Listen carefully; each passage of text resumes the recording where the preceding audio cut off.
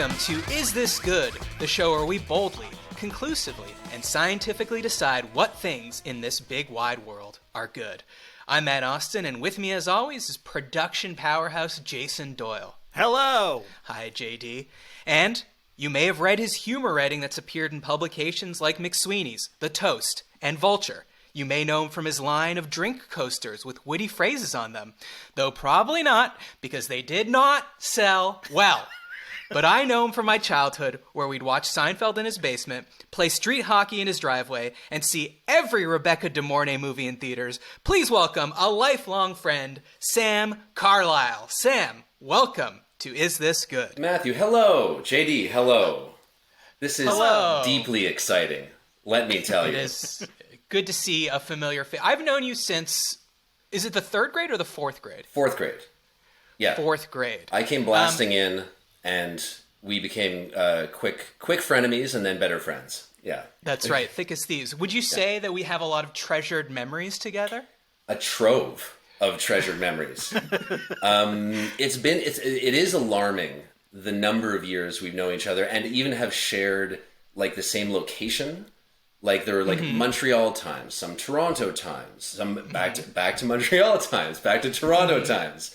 And to then like I still like the breakup dinner where you took me out to dinner in Toronto and then said I'm moving to Atlanta. Like I'm still working through it in therapy because it was that was trauma. We throw around trauma a lot these days, but it stung. It stung. It does. It hurt me too, but it wasn't my fault. Blame JD. Blame JD, Yeah. Blame Jay Skeets, blame Taz Mellis. That was not my fault. Yeah. All right. Well, I'm sure we'll get deeper into our friendship as we go along, organically, as the kids say. But first, a quick bit of housekeeping. I feel like people are tuning this out because I say the same thing every time. So cut the crap. Emails, I want them. I need them. Inbox is a little light right now. Send those to isthisgoodpod@gmail.com. Followers, I gotta have them. Do that on Instagram and TikTok at isthisgoodpod. Subscribers, dear God, the lifeblood of content creation. Subscribe on YouTube. Reviews, I beseech you. Rate us on Apple Podcasts. 5 stars only. And remember to tell a friend or family member about the show. Why? Because I bleed for this, okay? Now, Sam, the premise of the show is very simple. I'm going to give you a topic, and you're going to tell me if it's good. How does that sound?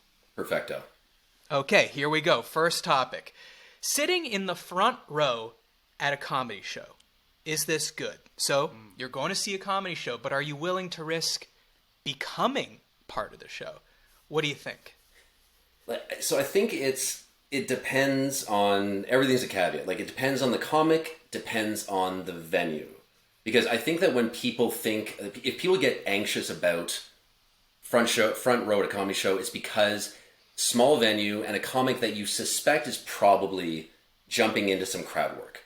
And if that causes some concern or a little bit of angst, get to the back. Not for you. I think it's easy. Like if you're going to, like I saw Tom Segura in the fall, massive venue, a few thousand people in Toronto. You could sit front row center. He's not talking to you. He's most likely not talking to you. This is show like 25 of a 75 show tour. So you're safe. And in that case, you're very close to someone that you really like. This is exciting. Like you can it feels like the show is just for you. So for that, in that sense, you could almost touch the buttons on his leather jacket. That's right. When he leans up on the monitor, you're like, oh, he's leaning in. Yeah, that's right. He loves doing that. He loves putting that foot on. Oh yeah, that's his little sort of. It's his like cool high school teacher turning the chair around backwards move. That's right. To get for the audience. Hey gang, let's rap. Hey, throw the books out the window. So that to me that's safe. But I think what we're really talking about is small club, crowd work comic, and you're front center. You're there maybe on a date. You're there with anyone, frankly, and you may have the tingle that when is it going to become my time? And if that is a problem, then then not good, not for you.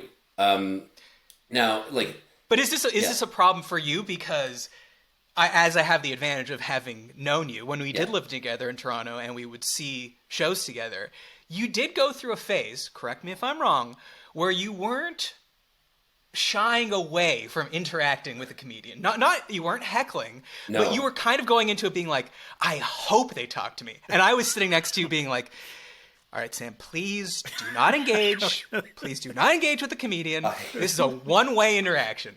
So what are you... Have you grown out of that phase? And did that phase work out for you? I learned that was such the wrong perspective in the most acute and embarrassing way. Because I remember those shows entirely. We would be maybe in the first, maybe not first row, but first like 3 rows. Like we went to go see Todd Barry on like the crowd work tour, and he the whole thing just calling on people. And I mean, to I guess audience members' credit, be entertaining, do a little something. But in my mind, the do a little something was, oh, it's my show now. I'm the show now. I'm gonna, and like, oh. And so at times, fine, the comic is like, oh God, this, it's one of these. I was definitely one of those. But the thing that put the nail in the coffin of stop doing this, you're not the performer, people aren't here to see you. I painfully embarrassed myself at a 3,000 person Tig Notaro show. 3,000 people. And she's like, she just solicited some basic audience feedback. I ran 12 rows from the back, ran down, and tried to tell a that's what she said joke. I was booed. And just like my girlfriend, now wife, was there, another friend was there, and they could not even look at me. I can't even look at you now, even though I wasn't there. Luckily, I was not there. I had moved already. Did she say, like, was there one of those things where it was a Q&A and there was a mic at the front and she was like, okay, come down and speak into the mic? No. Or you just thought, if I contribute to this, which obviously everyone wants me to do, she will never see me 15 rows back, so I better run to the front? I mean, are you allowed to do that? Is that legal? Can you rush to the stage? No mics available except the one in her hand. And she was just like asking a general question and not getting, like, you know, people were answering, but not. She kept on going with that line. So clearly she was looking for something. I'm like, I have the answer. This is what's gonna make it. This is what's really gonna turn this thing around. Yeah. And so it was not. It did not. Oh God! I remember it was during like a Toronto JFL. So I went to see another show right afterwards, and the friend I was meeting there, I tell them this hideous story, and they're like, "Well, you know, life's more fun when we participate," and that honestly made me feel good. But still, to this day, no, you're not the show. Yeah, you said at the start of the show, the word trauma gets thrown around. The word cringe gets thrown around, but oh yeah, rest assured, you achieved it in that moment. Cringe with an audience, and 3,000 people were definitely not on my side. So altogether, you know, I'm still in favor, but like with those rules, you're not the show. You have a job to laugh, clap, and respond if responded to. It's kind of like the army. Like, you have a job. Speak when you're spoken to, Speak when you're spoken to. That's right. Yeah. Yeah.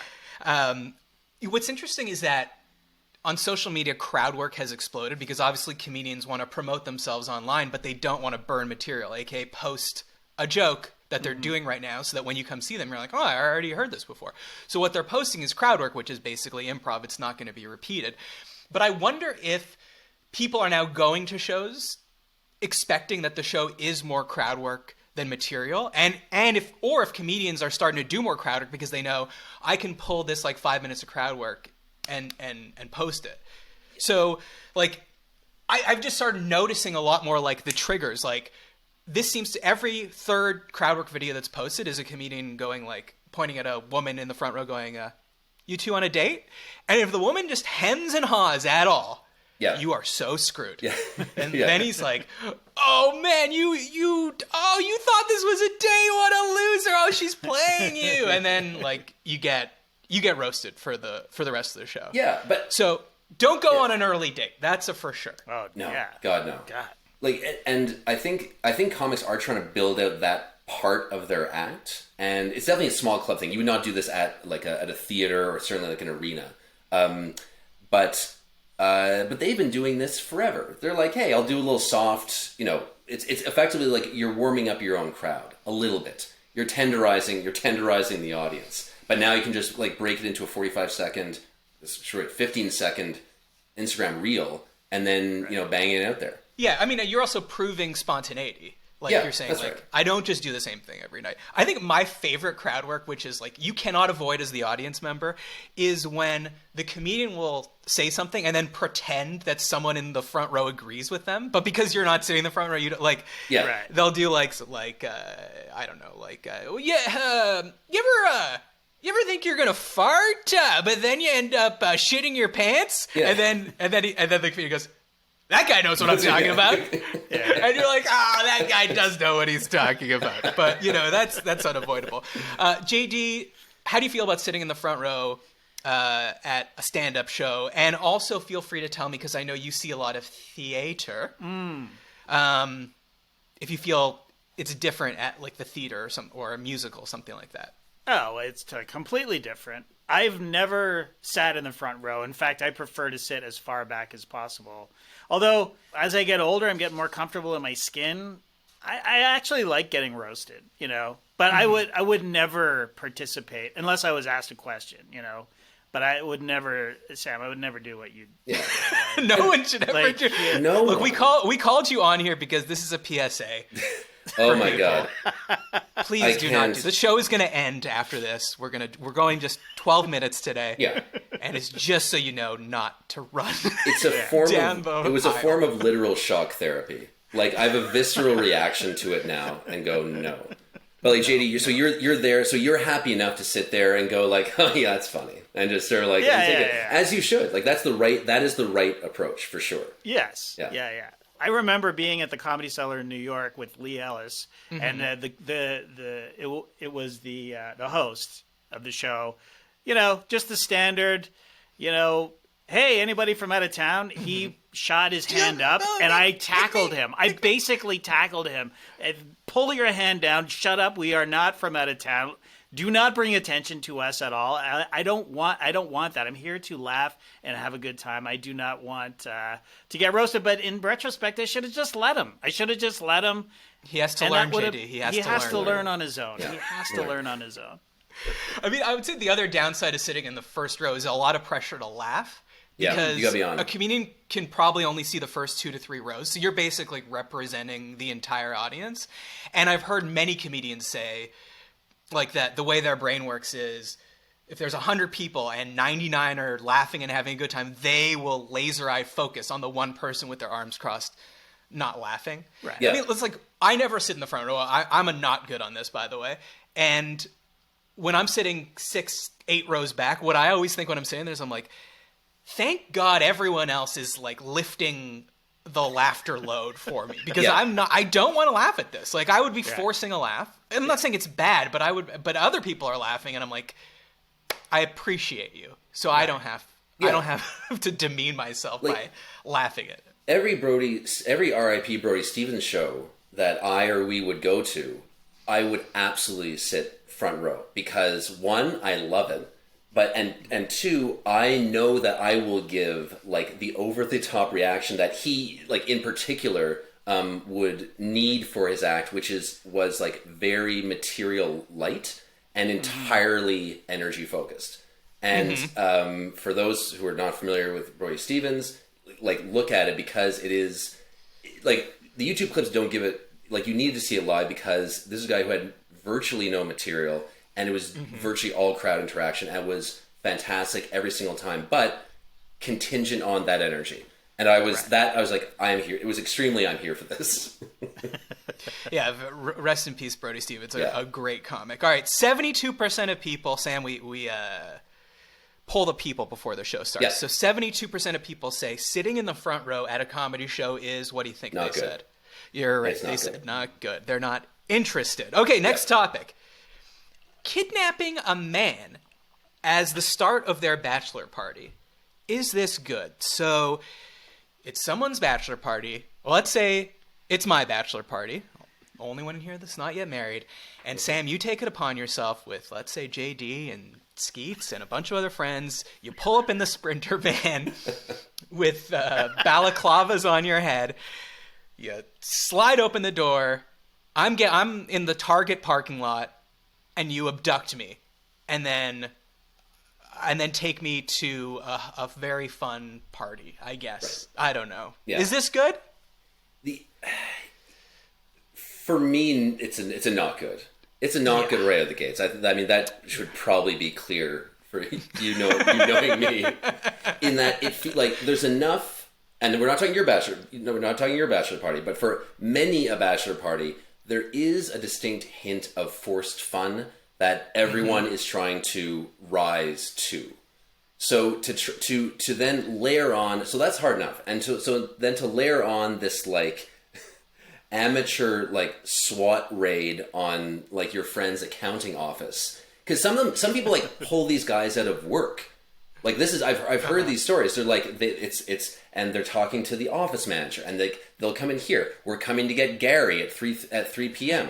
It's a really an elaborate production, and I think I should say, like all abductions, if you were going to abduct someone, you should put some planning. If you've ever been part of a poorly planned abduction, you know it immediately. They said this is going terribly.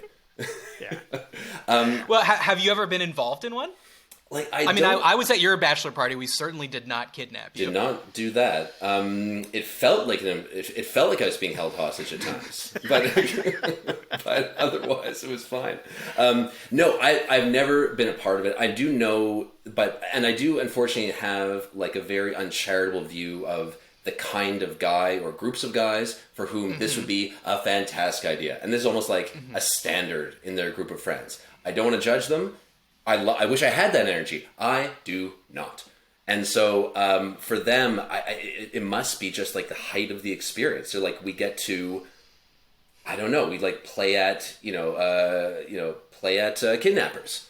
And then, but my question is when is that little charade part of it over? Get exactly. You get into how far do you take it? How far do you take it? Is there a full rendition scenario where they're he's blindfolded on the plane and the airline's into it, and I would imagine that there's a natural end to it at some point, but I love the idea of it just going for hours and just never really stopping. Guys, when's the fun starting? Oh no, we're having fun.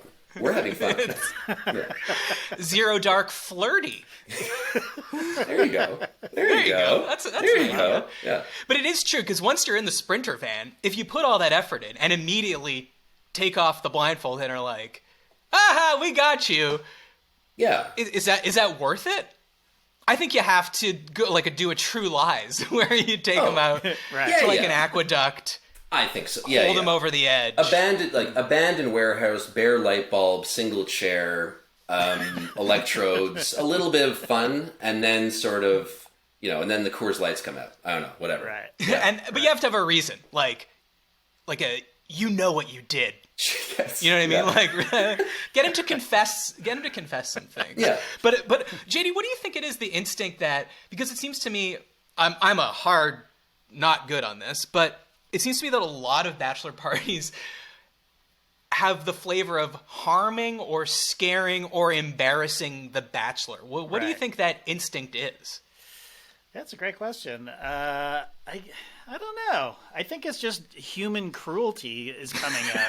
It's just men's instinct to harm one another, maybe. I don't know. It's all in good fun, clearly. And yes. why is a wedding speech? Why is there a light roast element to the wedding speech? Because it's out of affection. Because you're showing how much you like this person.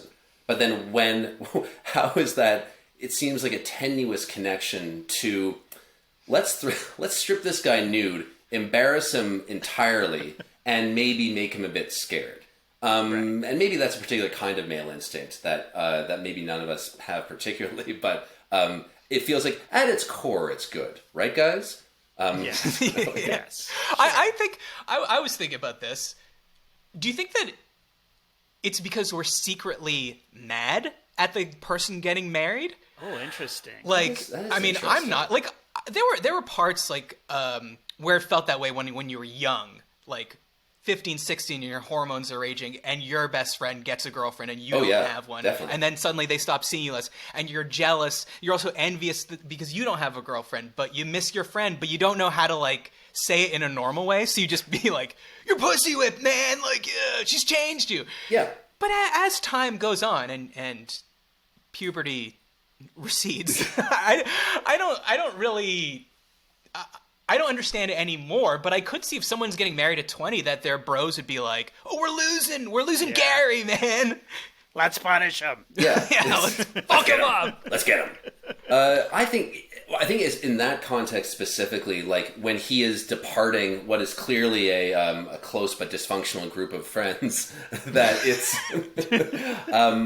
that it could be a bit of that. It's like, yeah, this is sort of, and this is maybe like, this is kind of, I mean, I guess with every bachelor party, kind of your send-off, where you, in theory, like indulge in every bachelor-themed bit of disgusting that there is, which I guess for some reason includes some light kidnapping and persecutable offenses. So, yeah, I think it's all part and parcel. When you, like later on, you know, you're into your 30s, I don't think anyone is saying that, like, ooh, lucky guy. Not saying, you know, marriage is wonderful. JD, we can attest. Oh, but yeah, 100%. yeah, 100%. But it's yeah. But that's but I do like that angle though. But it is distinctly adolescent.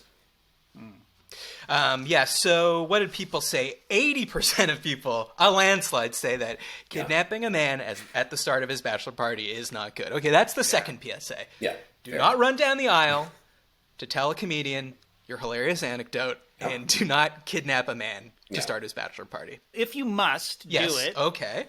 do another layer on top of it. You know what I mean? Like, fake the kidnapping, but then hire real cops to come and fake arrest you, you know? And then have everybody have to try to explain what's going on. And so it's serious, and then it's actually really serious, but then we're all having fun at the strip club. You know what I mean? Yeah. Like, go the extra mile with it, or don't do it at all. That's what I say. Oh, so you're saying kidnapping someone is not committing enough. That's right. You need 3 more layers of commitment. Yeah, exactly. I Triple don't down. know about that, Yeah. JD, Triple down. but I was wondering, I was like, someone has to have been arrested for this because someone saw someone. So I looked up, I found many examples. Yeah. Like, for instance, this just last year, almost a year ago, April 17th, 2022, the headline from a Philly newspaper, "Bachelor Party Abduction Prank Leads to Charges Against Central Pennsylvania Man." Central Pennsylvania. They kidnapped someone in the parking lot of a Walmart. Someone saw it and was like, "Holy crap!" And they called the cops. Yeah. Good. And so right. then, but JD, the thing you're saying actually happened, because then they knocked on the door, police. Then they thought, oh, the Bachelor knew that we were going to kidnap him, so now he got someone to say they are the cops, and they open the door like, oh, hey, boys, like to 2 guns drawn on them. Yeah. Then the night does take a turn. Yeah. No one likes, cops love it when you think they're fake cops and treat them accordingly. And try to steal their gun and their hat. It's terrific. Yeah, third lesson from the show: go ahead and assume that every cop you meet is a real cop. Okay, that's a safe assumption. Nothing bad's And the gonna one happen. time it's not, sure, you'll have egg on your face. You got me. People make fun of you, say, remember the time you thought that fake cop was real? You idiot. But worth it, okay? It's worth it for the other times when it could be a bad situation. Okay, next topic. Using your kids as an excuse for not attending an event / canceling plans. Is this good? You guys both have 2 kids. I will say, when I posed this question on Twitter, people responded and said, is this good? This is the main reason to have kids. Yeah. So, Sam, are you on the same page for this one? Well, no, because if you're the kind of person who makes plans and then will casually at the 11th hour just cancel them for convenience, for you, the child, this is for you, having a kid, even multiple kids, is your golden ticket. This is amazing, and you will lean on this time and time again. But it says more about you as a person, because even absent the kids, you were going to find a way to do this anyway. It was going to be a dog. It was going to be a job thing. You'll find your excuse. Only benefit is now with the kid, kind of you get that pass. Everyone says, oh, you have the COVID diarrhea. No problem. Jimmy has the COVID diarrhea. You're fine. We'll see you. I guess I'll have another quinceanera next year. But by then I'm gonna have to call it my Sweet 16. Okay, so really, that's why I'll catch my Sweet 16. My last. You missed the quinceanera, but you can catch the Sweet 16. First, you missed my bat mitzvah. Okay, yeah.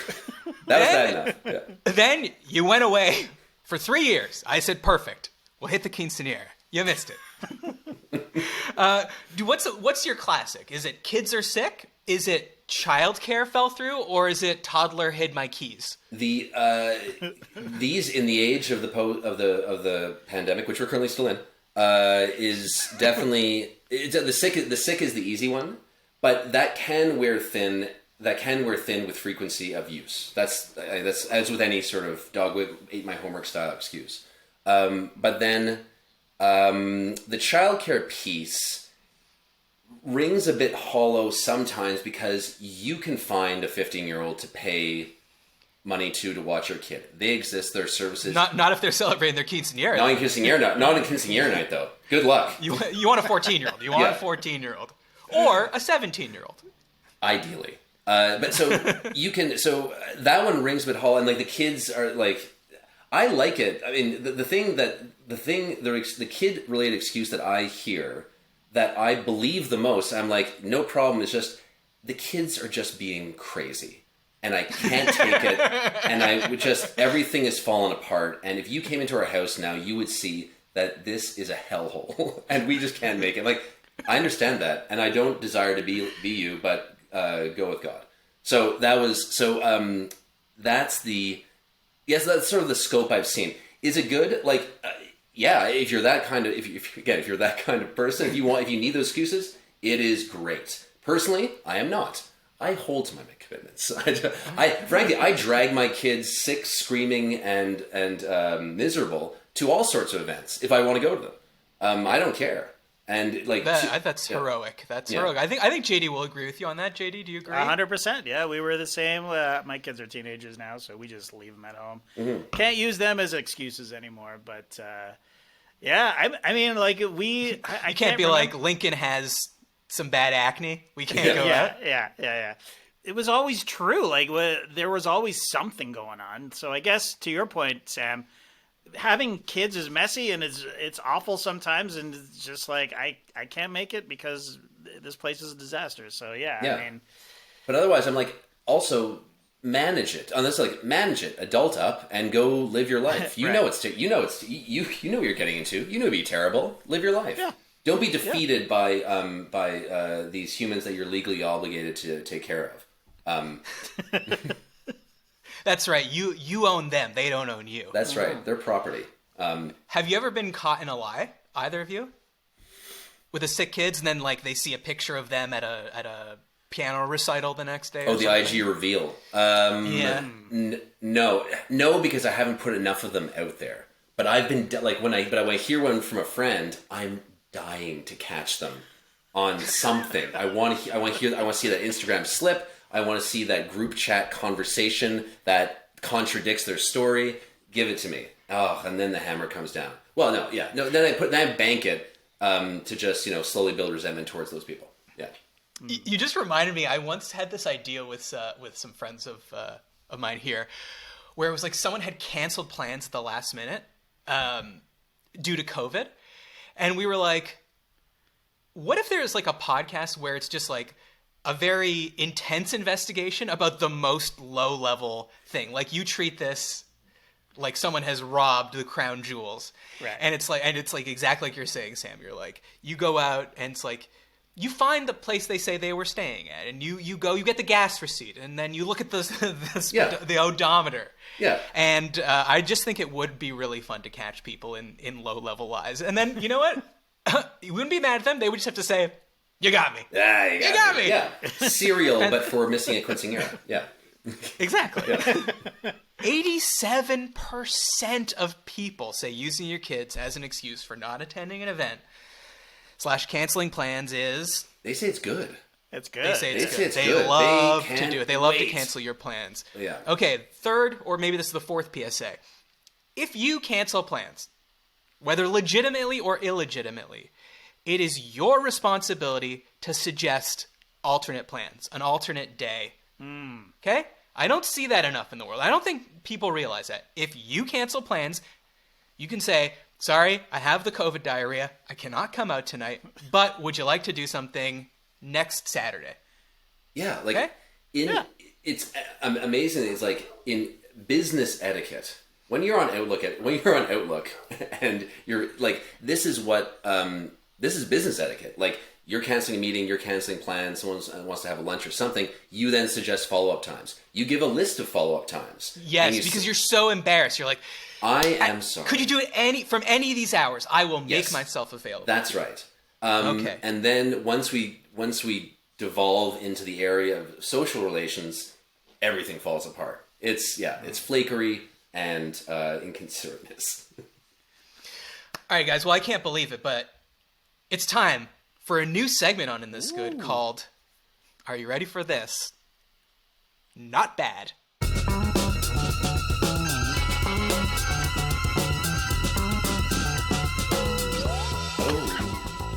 Okay, so here's how Not Bad works. I'm going to give you 3 related topics that annoy people, or seem to annoy people, and you have to tell me which of the 3 is actually not bad. May not be great, but it's not bad. Okay. Or it's certainly the least bad of the 3 I'm going to Right. use. So all 3 of these topics come from the world of The Office. Not the BBC office, not the NBC office, but the actual workplace.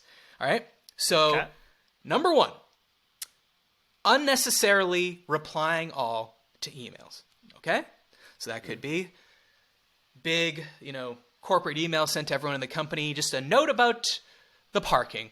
The parking deck's going to be closed. And you might have an issue, and you reply all to like 500 people. Or it's like, like JD, this used to happen at Turn. They're like, we have 2 tickets last minute to the Hawks game tonight. Mm-hmm. If you would like them, please reply privately. Do not reply all. Right. Someone replies all. Yeah. Oh, that would be great. That'd be great. I'd love to take Caden to the Hawks game. All right, number 2. Talking to someone while they're in a bathroom stall. So they walk into the bathroom, they look under the stall. JD, they see your black high top Converse. Yeah. Sam, in your case, they see your Cole Haan loafers. And they It's bare feet, let's be honest. Yeah. Okay. You're in there raw dogging it, and they start talking to you. Number 3, cutting a donut into halves or quarters. So someone brings in a box of Dunkies on a Friday. You get there an hour later, and they're all in pieces. The coconut topping has spilled over. There's smudges of... Ow, I just hurt my finger, actually. Smudges of chocolate on the thing. Looks a little gross. But I need you to tell me which of these 3 is not bad. And on the donuts, so this is all pre-cut. Donut purveyor takes upon themselves... No. Okay. No. This is like Jeanette from accounting comes in. She's like, oh, I couldn't possibly eat a full Boston cream. I was gonna go Sally from accounting, but I'm glad you. Jeanette. I think of all of those, and this is betraying personal preference. The donut cutting, not bad. Have you've seen the donuts these days? The kids with the donuts, their donuts these days. I've seen the donuts, and they are hefty monsters. Mm-hmm. And to commit to one in its entirety is more than I want. Hey, what if I want a sampler? I want the coconut cream, but I would also want to dabble in this raspberry lemon little confection over here. I'm in there with a plastic knife, taking quarters on my little napkin and scuttling back to my cubicle, without question. So for me, it's the not bad. Wow. Okay, that's disappointing to hear, honestly. You're treating it as if they were like the donut holes, like as if they were just bite-sized morsels. So Daddy can have a little taste of everything. Daddy's indecisive. Yeah, Daddy wants his treats. Okay, Daddy. Daddy wants his treats. What about Zaddy, JD? Which of these three do you think is not bad?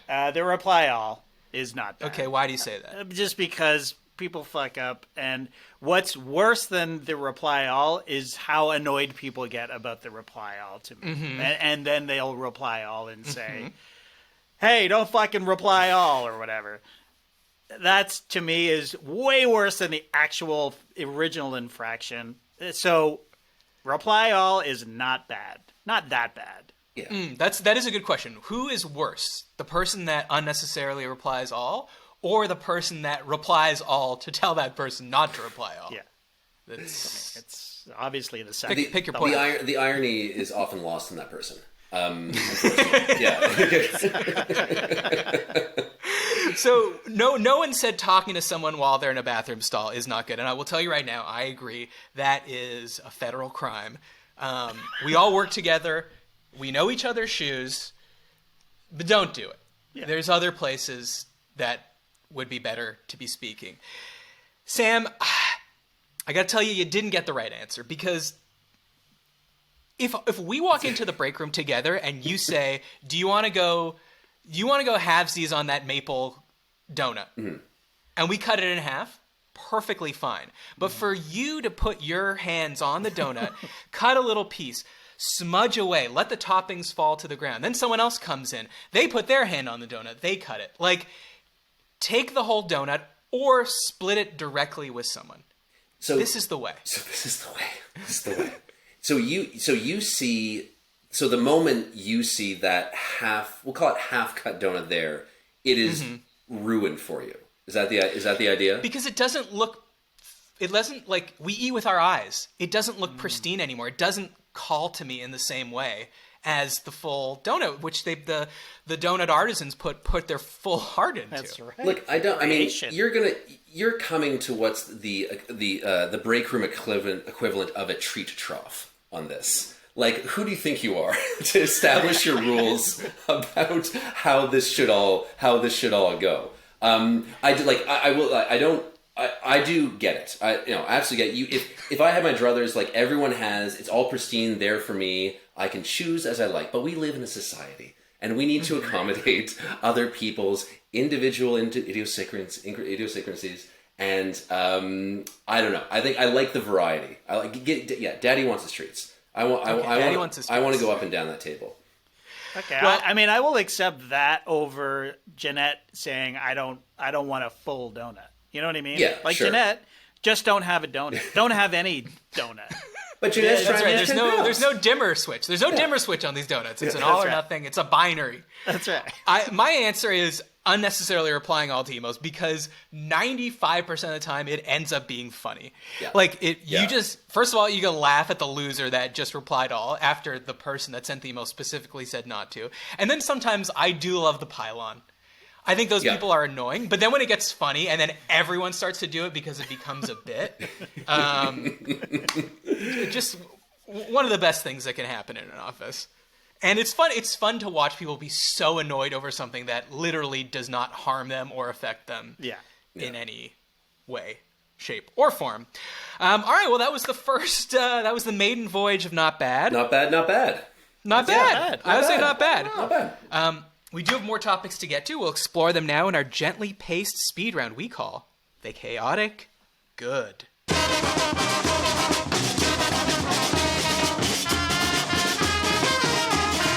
All right, let's get right to it. Shushing someone. Is this good? So let's say you're in a movie theater, someone's talking, you drop a shh. Is that good?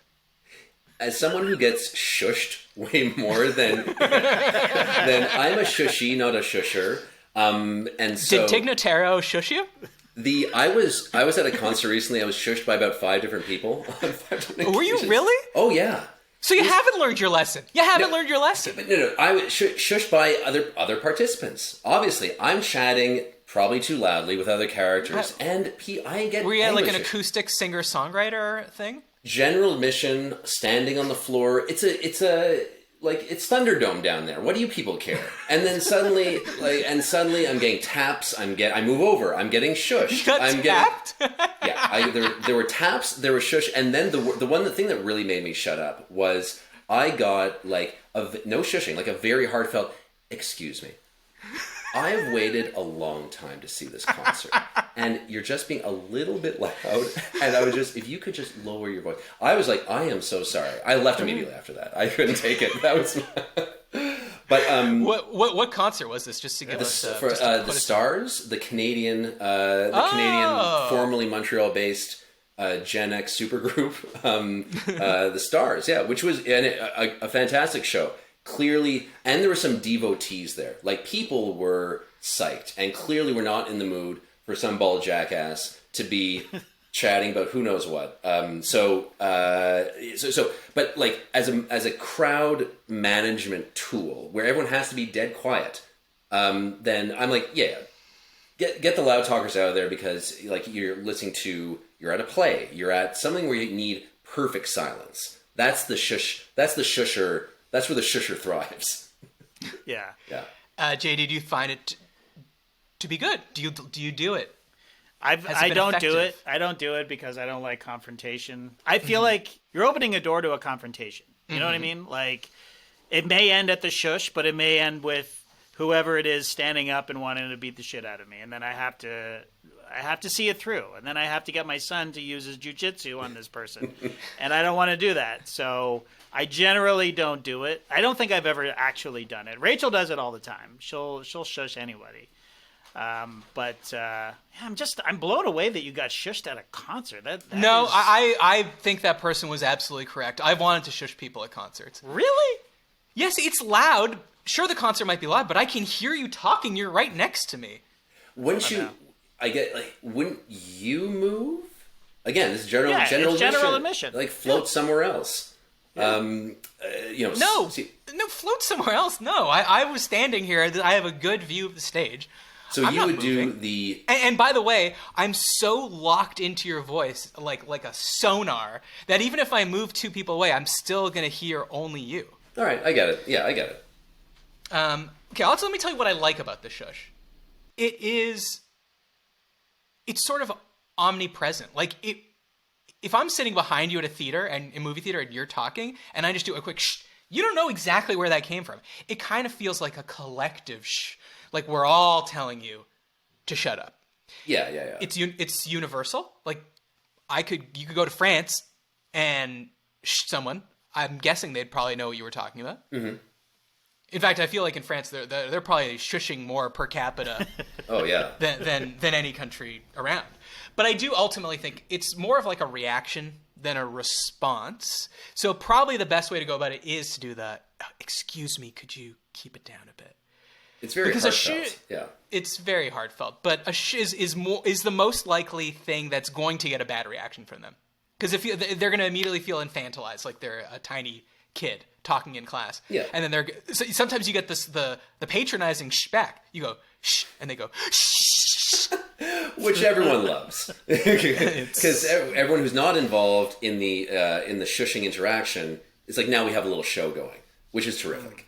Would you ask an employee to shush for you? Like, would you go and get the usher at a movie theater, or like the bouncer at a comedy show, or something like that? That's a peak Karen move. It is, but it could be less confrontation for everyone. I think that's context dependent. Like, Airplane, yes, like that plays a powder keg of humanity. So get the authorities involved and as a mediator. But most everywhere else, like, you should be able to manage your own. Unless, hey, shush number 1, fine, it doesn't work. Shush number 2, shush number 3, let's get the authorities involved. A 3-strike policy. That's right. I like it. All right, Jordan B asks, growing a novelty mustache, is this good? Sam, you want to take this one? I ask if you want to take this one because, what was it, about a week or two ago, you sent a picture to the group chat of you with, I don't know if you would describe it this way, but I would certainly call it a novelty mustache. Oh, yeah. And in fact, since we don't live together, I didn't know if you would still be having this mustache. There it is. Now, I will, before you talk, you might be about to say this, but I will give you credit for this novelty mustache. If you're listening, it's sort of just a pretty standardy mustache, but it goes down pretty far on the lip because you are copying Bronson, the great, pretty much right. Yeah. Tom Hardy movie. Yeah, that's and it. you were a dead ringer. I wanted the side by side for Instagram. You know, there was the full thing. And to be clear, like, and for those people who are seeing it, like, we say novelty mustache. That is my mustache. I have grown this myself. It did, but because it looks like it could be a stick on from like a Halloween. But that doesn't count. No, that doesn't count. Exactly. So the idea of, like, I'm just kind of clarifying. The idea of novelty is like, I'm doing this for fun. This is for a limited time only, and mainly for laughs. So I am, like, hugely. I go between beard and not, and the little treat I get at the end of a beard cycle is the novelty mustache. Mm-hmm. And because when you come on, and I go, as many of us do, a lot of Zoom calls, we're chatting with people constantly where you are front and center. People, when you show up at that meeting, people can't see anything else. And it's the only thing that you can talk about for a good 10 minutes. You can burn 10 minutes just chatting it through. And it's great. And it's clearly unacceptable. And everyone knows that it's not sticking around. Maybe it's like a men of a certain age sort of thing. Like, my dad's had a mustache since he was 19. He's in his early 70s now. But, like, that's, the beard for our generation was the mustache for their generation. Yeah, right. I think that's right. Like, here, you know, you wouldn't blink at a beard, but the mustache still doesn't. People say, like, I like it, and get rid of it. I did, like, it's making me very uncomfortable. Yeah, I think, like, you know, I have, you know, I could talk about this for several hours, but, like, I think that my perspective is you mainly do this for the amusement of other dudes, because I've yet to find. I find many women find it attractive, my wife included. She's like, get that thing off there. But even when you say free mustache rides, hey, sweetie, free mustache rides. I find the male reaction to be a lot more positive. But I think the unanimous underlying sentiment is, this is a bit silly, and I love it, but also get out of here. Yeah. JD, what do you think? And how do you know the difference between an ironic mustache and a sincere stash? Interesting. I think it is the length of it, really. I mean, if it comes, you know, if you can twirl it up like this, you know, or, you know, it's a handlebar. It really bothers me when Movember comes around and, you know, a guy will decide, I'm going to grow a mustache, but they grow a handlebar, or it is a novelty. They don't do the cop stash, like the porn stash, quote unquote. That's what you should be doing, because that's the worst mustache, right? Like, that's... Oh, I'm saying, so you want people to creatively express themselves for charity. I don't want that for Movember at all. No, okay, you're taking a hit. It's an embarrassing thing that you're doing for charity. Right. That's the point of it. The only thing that bothers me about Movember is when people, like you did, Sam, start with a beard. Oh, yes. And then just cut it into a mustache for Movember. No, part of it is the awkward growing in. Yes. Oh, yes. Everyone... Those are the table stakes, for sure. You, like, start from... If you have a beard and you're going to do it, shave to nothing, and that painful, incremental, day-by-day, whatever's happening up here-ness of it is part of the light embarrassment of the whole experience. I would say there's only one thing worse than an ironic mustache, and that is... I haven't seen it for a while, but it was the 2000s trend of the finger stash. Do you remember this? The tattoo? People would get a tattoo on their on the outside of their index finger so that they could go like this. Right. And there would be... Oh, maybe should I have drawn one on my finger here? Yeah, do it. Okay, let's see. Uh-oh. With my only one hand, I don't want to say what kind of a mustache this is, but it's not... Take it down. Take it down quickly. Anyways, people have these tattooed on their fingers. That's what I'm trying to say. Yeah. There's psychotic people that thought this was a good idea, and they're there forever. Yeah. I mean, Until you chop your finger This off, isn't even henna. which many have. Yeah. That would be funny. A henna mustache finger tattoo. That's not really within the spirit of what we're doing here, sir. All right, so let me get a final ruling on novelty mustaches. I'm saying not good, JD. I'm saying good, except during the month of November. I say good. Sam? Good at all times. Always good. Yeah. All right, perfect.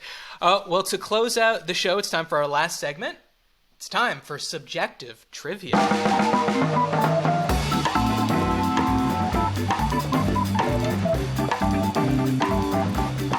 right, subjective trivia. It's just like regular trivia, except only I know the answer. As always, I have my answer written here on this card. Now, JD, I don't know if you know this, but Sam and I, from elementary school to high school, used to play competitive hockey. Wow. If you can believe it. I actually believe it. I believe it. Sam definitely more athletic than I was, but I would say we were both like in the mid top third. We rounded out the third line, I think, together. That's right. And I remember that something we really bonded on is by the 9th and especially by the 10th grade, we fucking hated playing hockey. We despised it. And I remember sitting in the locker room, it smells like crap, putting on our equipment, sitting in our little stalls, and just looking at each other, and at the same time both deep sighing and going, what are we doing here? What's the point of this? So today's question is, what is the worst thing about playing hockey? So JD, if you don't mind, put up the options. And I did spend a lot of time on this graphic, as you could see. I hope you appreciate that the bullet points are hockey pucks. Did you get that? The bullet points are hockey pucks. Awesome work, man. Thank you. Okay. So putting on / taking off your equipment. If you've never played hockey, I don't think you fully understand how much equipment there is. Let's start from head to toe. You got your helmet. You got your neck guard. You got your shoulder pads. You got your elbow pads. You got a jock strap. You got shin pads. Then you got your skates. Then on top of the shin pads, you got socks. Then on top of the socks, you got hockey pants. Then you got obviously the hockey jersey. And we're not even mentioning the stick, taping the stick, all this stuff. Okay. Then of course you got to take all that off at the end. Number 2 of the potential worst things about playing hockey, group showers. I don't know if this is everyone's experience, but where we played hockey, just one open room. Get in there, boys! Prison style. You ain't coming back on the bus smelling like you just played 60. I was going to say 60 minutes, but I don't think the games we played were a full 60 minutes. Could be wrong about that. All right, getting yelled at by coaches, a classic of adolescence, just having an old... angry, possibly alcoholic man tell you you're an idiot, tell you to hurry hard, tell you to hustle, tell you to press, tell you there are a bunch of dancers out there, they're making you look like a fool. Now screw your helmet on right and get in the game. Okay, that's number 3. That's the option number 3. Number 4, getting hit. Okay? You get hit. I certainly got so many concussions that by the 11th grade, I left Sam alone to play hockey by himself. I couldn't even play anymore. That was the worst. And number 5, airing out your equipment. If you've never played hockey, you sweat inside these clothes and equipment that don't breathe. Then you put them in a hockey bag that's like basically a burlap sack that doesn't breathe. And those get stinkier than anything you've ever smelled before. So you got to take them out, air them out, repack them. So that's option number 5. So again, just to quickly recap, the 5 potential worst things about playing hockey: putting on / taking off your equipment, group showers, getting yelled at by coaches, getting hit, airing out your equipment. Sam, what do you think the worst thing about playing hockey is? You're trying to match my answer. Consult with JD. Go ahead. JD, I think this is definitely the getting hit part. All the other ones have like their very specific aesthetic aspects, which are unpleasant, but I know based on our and like Matt's experience, we went to an extremely small high school. So like if you could skate, you were on the team, and we were just pummeled by these massive high schools where we were like, they toyed with us like little playthings. The main amusement being smashing us into the boards. And you're also through high school, everyone is at. I mean, you have teenage boys. They're at these different levels of maturity. So suddenly these behemoths, and that was the most painful thing. These behemoths come out on the ice. You're like, oh, good. Not only we're going to lose, but I might get my collarbone broken. Right. Didn't you break your collarbone? Oh, that was another sport that we also. That was tripping while running down the aisle at a Tignatera. So I'm getting hit. You're saying getting hit. Yeah, I'm getting hit. JD, what do you think? What do you think the worst thing about playing hockey is? Yeah, knowing you, I'm going to defer to Sam on this one, but yeah, getting hit. I know that I've seen you get a concussion before, or I've seen the aftermath of it, and it is not fun. And just based on Sam's description just then, yeah, I'm going to go with getting hit. Group showers, I don't think you mind at all. That was my favorite part. The equipment, I think that's sort of what attracts boys to hockey in the first place, like all the cool shit you get to wear. Airing it out, yeah, it stinks, and getting yelled at, I know you can get yelled at by the best of them. So yeah, I'm going getting hit as well. Well, thank you for taking my health into consideration. I do appreciate that, but you are wrong. The answer is taking off equipment. Off equipment. No, I'm sorry. I dreaded it all day, knowing that I'd have to go practice and put on all that crap, tie my skates real tight, maybe tape the ankles, tape the socks around the pads, and then you get into the locker room after, as you said, just a brutal shellacking. Like, Child Protective Services should have been called to prevent what was happening here. Sitting in the locker room going, there's only 60 kids in our class. There's 3,000 kids in their grade, right? Okay, it's not our fault, just by the sheer numbers. I just want to be clear. Yeah. And then having to take all that stuff off and then carry it around. I envy people that play soccer or especially basketball that has zero equipment. You just show up, you're hoping, baby. You get to the park, you're dribbling that thing, you're light, you're fancy free. I mean, that's the dream. I won't disagree. And obviously also forget about driving 45 minutes to the nearest rink of whatever, which could have been on that list as well.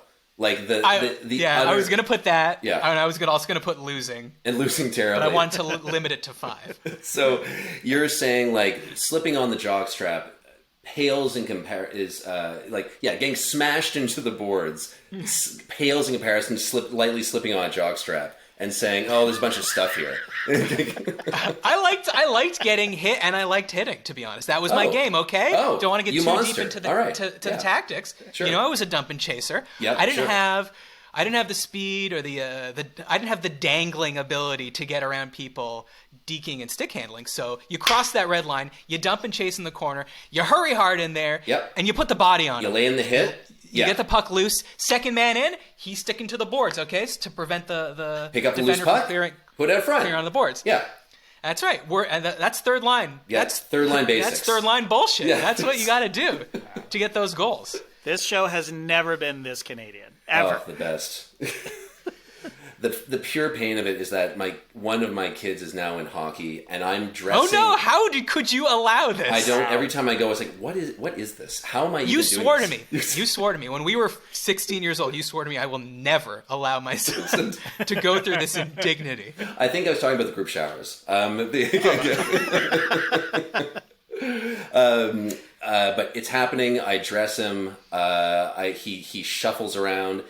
And mercifully, no coach is pulling me aside saying, "Hey, I think you got something special here." As with me, no one approached my parents or either of our parents saying, "Hey, there's an accelerated school that you guys can go to because you'd really be ashamed to waste all that talent." Au contraire, when I got my concussion playing hockey, I might have told the story, maybe not on this show before, but the doctor that was seeing me, he's looking at my chart. So already my second serious concussion. And he goes, looking at my my CAT scan, and he goes, "So, would you say you're good?" And I was like, what do you mean? He's like, are you good at hockey? I was like, yeah, pretty good. He's like, would you say you're the best player on your team? I was like, oh, no, I'm like, maybe like not even in the top 5. He's like, you need to stop this. Nothing good is going to happen to you from playing hockey. Yeah. But you will need to use your brain. I would say if you were the best and you could have a chance of like getting a scholarship from this or making, the show, right? Then sure, by all means, risk it. But this is the dumbest risk reward that you could ever do because you suck at hockey. And I said, well, came back to school and said, doctor's orders. I'm not good enough to play hockey anymore. When you came back with a doctor's note to get out of hockey forever, I was like, I can't believe this. I can't believe you were so lucky to suffer serious brain damage to get out of this. Wait, so was it mandatory? Like you had to play hockey? They would I would say it was strongly encouraged that you would join. Again, it's like there not that many kids. If you could skate, you can play. The tryouts were limited. But like it was a collective effort. I think you would have been shamed. Yeah, likely a light shaming for you to get on the team. So that it was the likely response. Sorry, one last thing because it just reminded me like the specificity of playing hockey in Canada. Like so, we would have to get in a small Uncle Harry that the school owned, like honestly the size of a maybe slightly bigger Sprinter van, and it had a rack on the top. So to get your bag, because obviously there wasn't room for everyone to put their bag inside this tiny bus, it would be someone's job to climb up the ladder, get on top of the bus. Then someone else would run them up, hand them like a little chain. And then when we get there, they'd be like, someone would volunteer to go up and you'd be like, please don't throw my bag off the roof. And they'd be like, yeah, okay, we won't throw your bag. So, they would drop one and then they'd create a pile. And then if they wanted to fuck with you, just launch your bag onto the concrete 7 feet away. Like your helmet and everything's clanging. You got a loose screw when you unpack the bag. But, God, wouldn't trade it for the world. God, memories. Yeah, you knew when 2 of the jerkier guys on the team would go up on the roof, you're like, oh, my bag's getting thrown. And they would throw it in spectacular fashion. There'd be a countdown, everyone would cheer, it would sail across the parking lot. Fantastic. All right, well, we learned a lot, Sam. I cannot thank you enough for coming on. And we don't have to talk to each other for like a couple weeks now. We're good. Yeah. We are fine. This will take us through 2023. This is fantastic. But this has been a huge amount of fun. Thank you for coming on. You're welcome back anytime. Guys, if you have topics, tweet them to me at StartersMatt or email us at isthisgoodpod@gmail.com. Remember, we do need emails. It is important. Just do it. Is that hard? Is that hard to write an email? I don't think so. Okay. Remember to rate us on Apple Podcasts. It does help. And subscribe on YouTube. Thanks for listening. For everyone, I'm Matt Austin, and this was good. We'll see you next week.